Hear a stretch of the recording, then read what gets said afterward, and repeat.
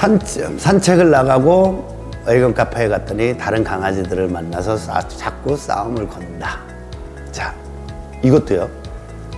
내가 실질적으로 지배성을 가지고 있느냐. 다른 아이에 대해서 어렸을 때 공격을 받았다든지 그랬을 때 어떠한 지배성을 보이는 아이들은 실질적으로 이 아이를 공격하기 위해서 무는 아이들이 있고요. 어떤 아이들은요, 과시하기 위해서. 즉, 다시 말하면은 속은 되게 쫄보야. 근데 겉으로만 과시하기 위해서 허세를 부린다라고 할까요? 그러니까 그런 아이들을 이렇게 구분을 하셔야 돼요.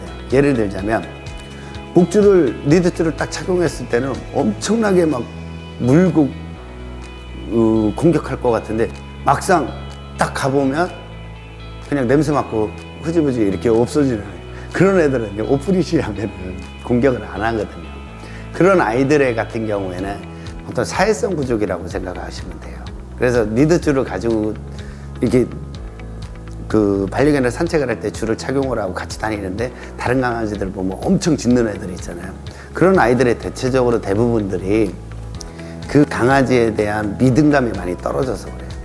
믿음감이 많이 떨어져서 그런데 보통 다른 강아지가 오면 엎드려를 시켜주시는 게 좋아요. 근데 엎드려를 시켜줄 때 우리 아이가 그냥 다른 강아지 만나면 자동적으로 우리 아이는 엎드려요. 근데도 달려들어서 짖으려고 그래요. 이거는 구분하셔야 돼요. 왜 치타들이 뭐 고양이과 동물들이 사냥할 때 이렇게 딱 엎드리고 있다가 확 달려들어요. 그 자세를 취하고 있다. 스스로 내가 엎드리라고 하지도 않았는데 그럴 경우에는요, 이 아이를요, 몸을 바디 체크 이런 거를 해가지고 일어나게 해줘야 돼요.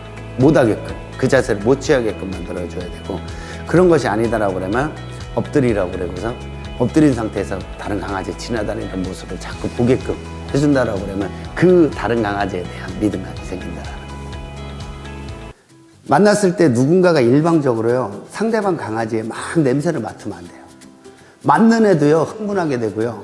그 냄새를 당하는 애들요, 막 피하잖아요. 너무 냄새를 맡으면 불안해져요.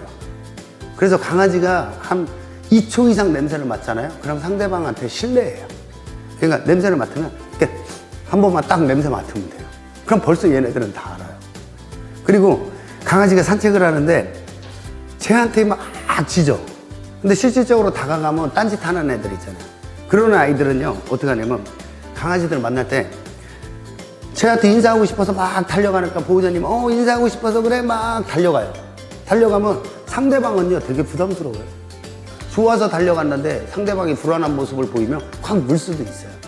그래서 강아지들끼리 인사하는 거는요, 사람이 인위적으로 결정하시면 안 돼요. 인사는 강아지가 결정하는 겁니다.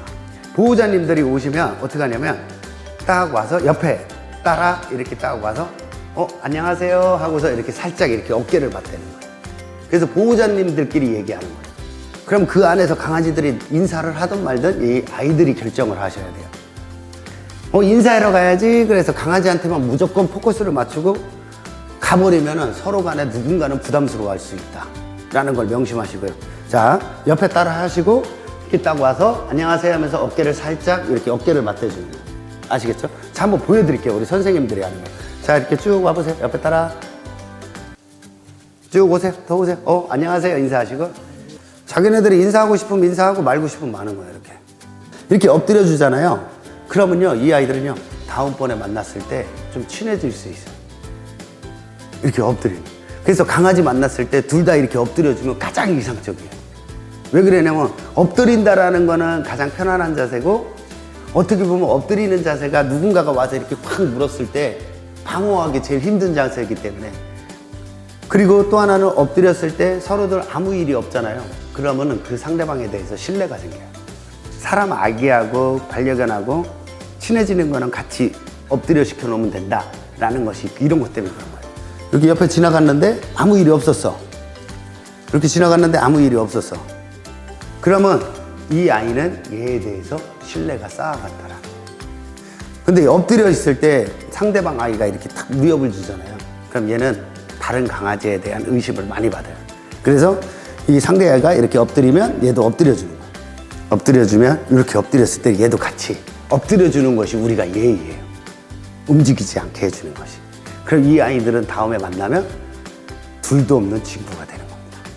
우리 강아지를 예절 교육도 있고 사회 훈련을 하는 데 있어서도 어떤 거냐면 우리 아이가 밖에 나가면 이렇게 아무 데서나 이렇게 눕는 애들이 있어요. 자꾸 아무 데서나 엎드리는 아이들.